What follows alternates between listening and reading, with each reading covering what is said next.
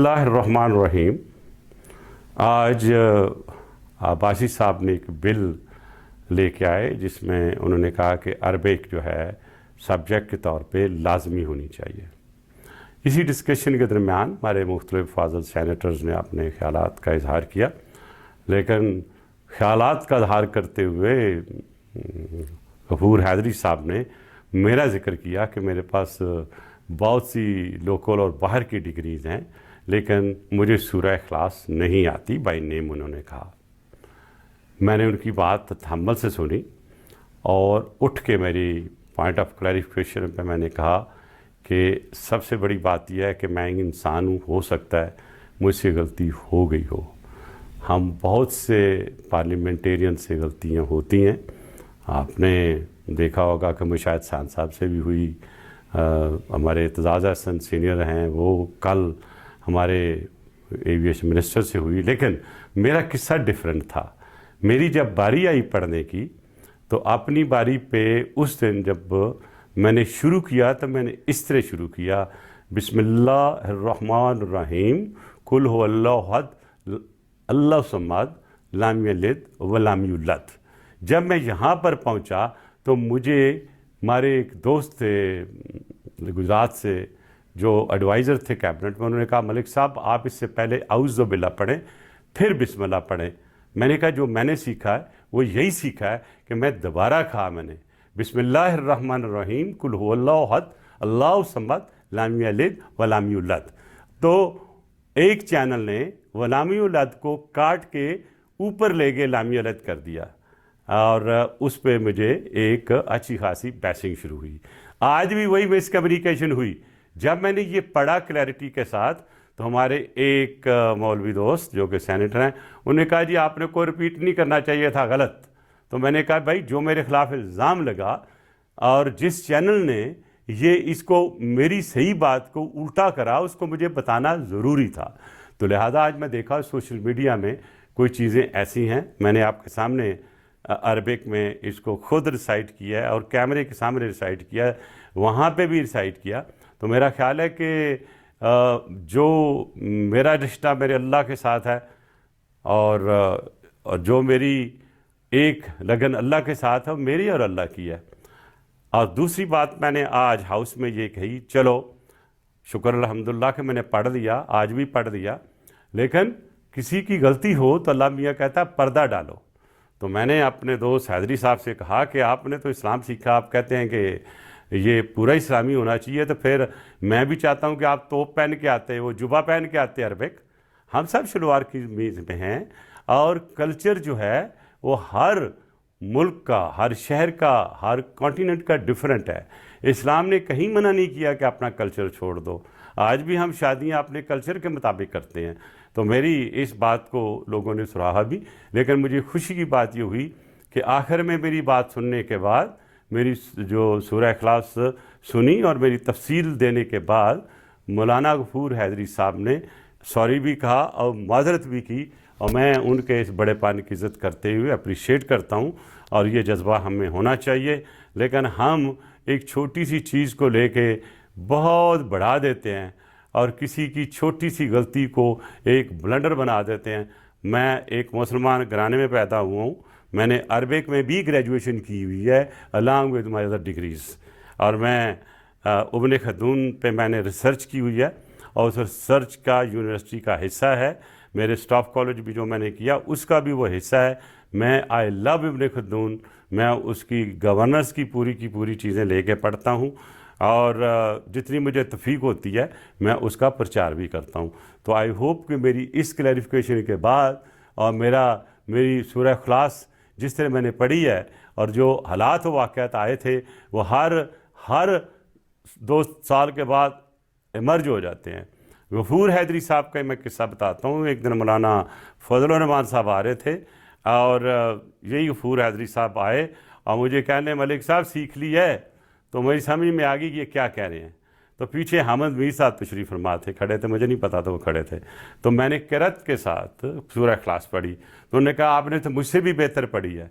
फिर एक दफ़ा आपके हमारे मौलाना हामिद साहब جو کہ سینیٹر تھے پہلے، انہوں نے بھی ایک دن اپنی ایک کمیٹی میں کہا ملک صاحب آج آپ تلاوت کریں گے اور یہی صورت پڑھیں گے. مجھے پتا تھا مجھے چھیڑ رہے تھے، لیکن اللہ کا شکر ہے میں نے پوری پڑھ کے سنائی گئی اور پوری دنیا میں لائیو گئی. تو لہٰذا ہمیں ان چھوٹی چیزوں کو کسی کے نام کے ساتھ ایکسپلائٹ نہیں کرنا چاہیے. بہرحال آج کیونکہ انہوں نے معافی مانگ لی، معذرت کر لی، میں نے بھی اس کو خدا حافظ کہا. Thank you. اس پر آپ فرمائیں، آپ کا موقف یہ کہ وزیر اعظم گھر جائے، وہ کہتے ہیں کہ میں نے یہ بات ان کی نہیں سنی ہے. اگر کوئی ایسی بات تھی تو 4 تاریخ کو پی ڈی ایم کا اجلاس ہے، اس میں ضرور. اچھا مولانا صاحب، ان ہاؤس چینج کی جو پیپلز پارٹی اور بلاول بھٹو صاحب نے بات کی، ان ہاؤس چینج کی حمایت کرتے ہیں آپ؟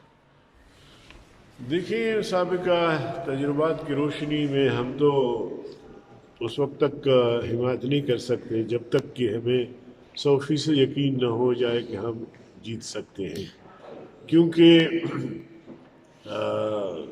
تجربات ہمارے یہی ہیں. اگر بلاول بھٹو صاحب نے دانے پورے کیے ہیں اور حساب ان کا صحیح ہے تو بھی 4 تاریخ کو جو اجلاس ہے اس میں وہ اپنا موقف دیں گے. اور انہوں نے یہ بھی کہا ہے کہ میں پی ڈی ایم کی دیگر جماعتوں کو بھی قائل کرنے کی کوشش کر رہا ہوں. تو اچھی بات ہے اگر ہمارے دانے بھی پورے ہیں اور اس اعتماد کے ساتھ کہ ہماری تحریک کامیاب ہو جاتی ہے تو 100 بسم اللہ. اور رات 12 بجے تک انتظار ہوتا رہا کہ کوئی استعفیٰ آئے گا، استعفیٰ نہیں آیا، تو کیا آپ اپنے استعفوں کے موقف سے پیچھے ہٹ گئی ہے P D M? P D M کے استعفے تو اپنی اپنی قیادتوں کے پاس ان کے ممبران کے استعفے جمع ہیں، لیکن پارلیمنٹ میں کب پیش کرتے ہیں، اسپیکر کو کب پیش کرتے ہیں، یہ پھر پی ڈی ایم کا فیصلہ ہوگا. یہ 31 جنوری جو ہے وہ ایک الٹیمیٹم تھا، وزیر اعظم استعفیٰ دیں گے، نہیں تو پھر ہم استعفے دیں گے. تو یہ تو اب ایک بات تو سامنے آ گئی کہ وزیر اعظم نے استعفیٰ نہیں دیا اور اس کو دینا چاہیے تھا. چونکہ پوری قوم سراپا احتجاج ہے، تمام شعبے احتجاج کر رہے ہیں، تو وزیر اعظم کو 31 جنوری کیا اس کو پہلے استعفیٰ دینا چاہیے تھا، تو وہ نہیں دے سکے. اور شاید اپنی مرضی سے آگے بھی قریبی دنوں میں نہ دے وہ استعفیٰ. مگر جہاں تک ہماری تحریک کا تعلق ہے، تحریکیں چلتی رہتی ہیں، مختلف آپشنز ہوتے ہیں تحریک قائدین کے پاس. ابھی ہمارے پاس جو ہے وہ لانگ مارچ کا آپشن بھی ہے، استعفوں کا آپشن بھی ہے. اب سر پہ الیکشن آ گئے، اس وقت بھی ہم سوچ رہے تھے کہ اگر ہمارے استعفوں سے الیکٹورل کالج متاثر ہوتا ہے، کیونکہ مقصد تو حکومت کو ختم کرنا تھا، ان کی اکثریت کو بدلنا تھا، تو قانون سازی بہرحال کرنی ہوگی. لیکن ہمیں فرق نہیں پڑتا، اس لیے کہ ہمارے ووٹر نہ بکتے ہیں نہ کبھی ماضی میں بھی بکے ہیں، تو ہاتھ کھڑا کر دیں. لیکن سر دو سینیٹرز پہ سوال اٹھایا گیا تھا کہ وہ پچھلی جو چیئرمین سینٹ کی انتخاب عدم اعتماد آئی تھی، اٹھایا گیا ہوگا، لیکن ہمارا سینیٹر نہیں بکتا، ایم پی اے نہیں بکتا، سینیٹر نہیں بکتا. ہماری تربیت ایسی ہے، ماضی میں آپ خیبر پختونخوا دیکھیں، بلوچستان دیکھیں، اللہ کے فضل و کرم سے اگر ہمارے 8 ووٹ ہیں تو وہ 8 ووٹ آپ امیدوار کو ملتے ہیں اور بغیر کسی. آپ پھر اس بل کو سپورٹ کریں گے پارلیمان میں اگر آتا ہے؟ تو پھر پی ڈی ایم کے اجلاس میں یہ بات ہوگی، میں اکیلے تو نہیں کر سکتا. اب ہمیں اتحاد سے وابستہ ہے تو میں اپنی رائے تنہا دے دوں کہ ہاں میں سپورٹ کروں گا تو یہ مناسب نہیں ہوگا. تھینک یو طور پہ کیا کوئی کسی اور آپشن پہ سوچا جائے تو اس لیے ہمیں انتظار تھا کہ پرائم منسٹر استعفیٰ دیں گے، مگر وہ نہیں دیے. البتہ ہمارے استعفے ہمارے پاس جمع ہیں، جب قیادت فیصلہ کرے گی تو جمع کر دیں. کوئی ممکنات ہیں اس حوالے سے، کیونکہ حکومت کل سے اس چیز کو کافی پٹ رہی ہے؟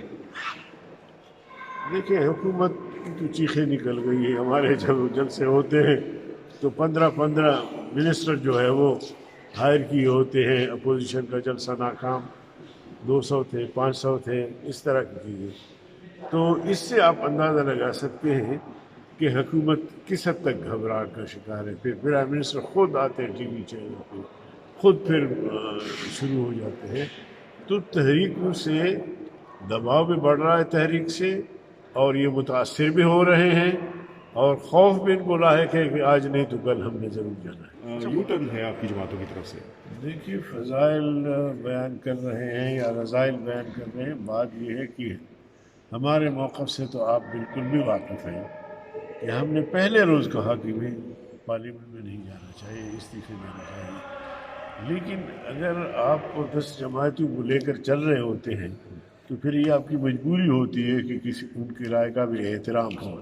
تو اگر باقی دوستوں کی رائے یہ ہے کہ سینٹ کا الیکشن ہونے دو, اس میں ہمیں جانا چاہیے, یا ضمنی الیکشنز ہیں ان میں ہمیں جانا چاہیے, تو پھر ہم تنہا جو ہے کوئی ویٹو پاور استعمال کریں یا اس طرح تنہا پرواز کریں اور تنہا فیصلے کریں, تو پھر اتحاد میں ایسا نہیں ہوتا. ہاں ہم اکیلے ہوتے تو شاید اب تک بہت کچھ فیصلے کر چکے ہوں. اس سینٹ انتخابات میں جانے کی تجویز کس کی طرف سے تھی؟